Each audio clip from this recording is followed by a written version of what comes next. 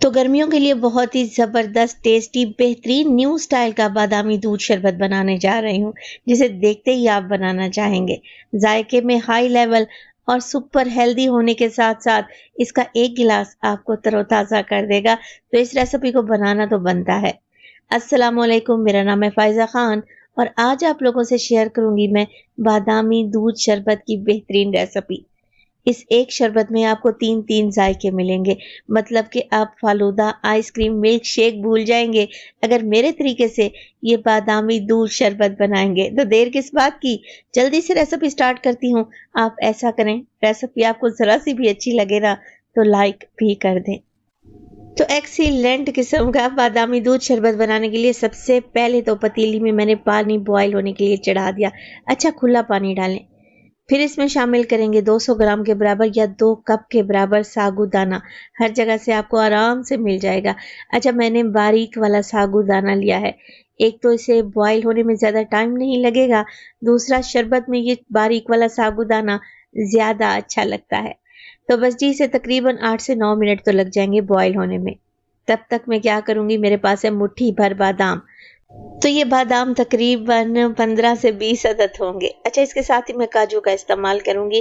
काजू भी तकरीबन 10 से 12 अदद है। इन्हें भी मैंने रात भर के लिए भिगो दिया था और अब आप देखें काजू भी सॉफ्ट हो चुके हैं। यहाँ पर मैं मेलन सीड यानी कि खरबूजे के बीज या जिसे चार मगज भी कहा जाता है, उनका भी इस्तेमाल करूँगी। बहुत ही हेल्दी प्लस टेस्टी ड्रिंक की रेसिपी है। तो ये तकरीबन 3 टेबलस्पून के करीब मेरे पास मेलन सीड थे। अब इनमें 1 कप के बराबर पानी डालें। सब चीज़ों को मिक्सी जार या जूसर ब्लेंडर वाले जग में डालें और इनका फाइन सा पेस्ट बनाकर रेडी कर लें। चलें जी, अब यहाँ पर शरबत बनाने के लिए तकरीबन मैंने 1.5 लीटर दूध का इस्तेमाल किया है। तो दूध मैं हमेशा की तरह डब्बे वाला यानी कि टेट्रा पैक का दूध इस्तेमाल कर रही हूँ। अच्छा इस 1.5 लीटर दूध से 1 कप दूध मैं ऑलरेडी निकाल चुकी थी, जिसमें मैंने बादाम और काजू का पेस्ट बनाया है।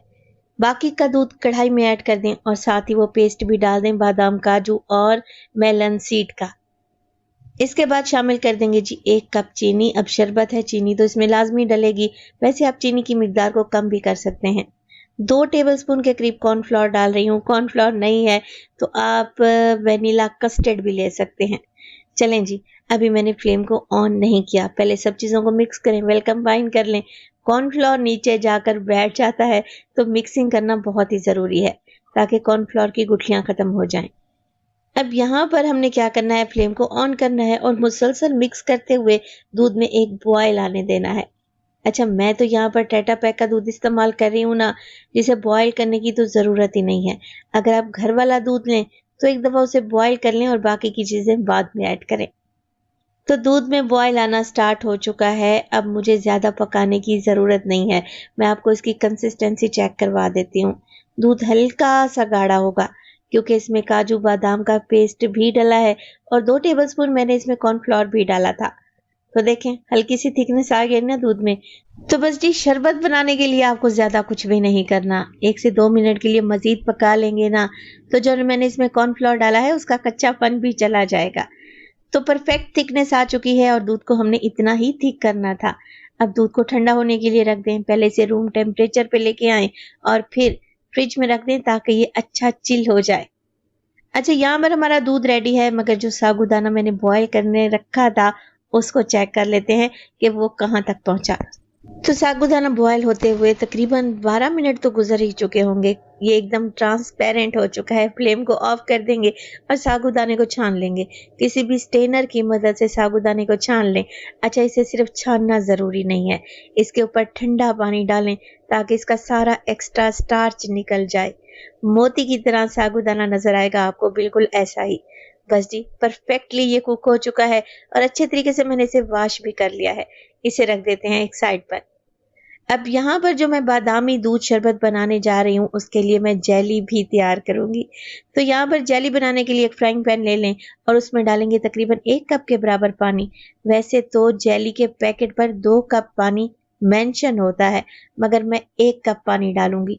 तो 1 कप पानी डालने से क्या होगा, जेली की कटिंग बड़ी ज़बरदस्त होगी, क्यूब बहुत बेहतरीन बनेंगे। तो यहाँ पर क्या करना है, हमने जेली को डिज़ोल्व करना है, पानी में अच्छे तरीके से मिक्स कर लें।